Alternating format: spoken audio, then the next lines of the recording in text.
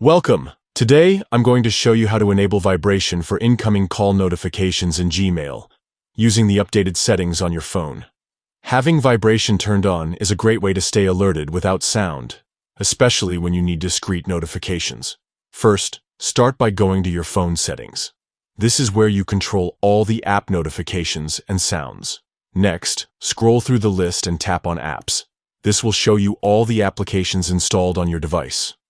Find and tap on Gmail from the list of apps. This opens up the settings specifically for the Gmail app. Now, tap on Notifications. This section manages how Gmail alerts work on your phone. You should see an option called Notification Categories. Tap on that to see different types of Gmail notifications. Look for Incoming Call within these categories and tap on it. This controls the notification behavior for calls linked to your Gmail contacts or communication. Finally, you'll see an option to toggle Vibrate. Make sure you switch this to On.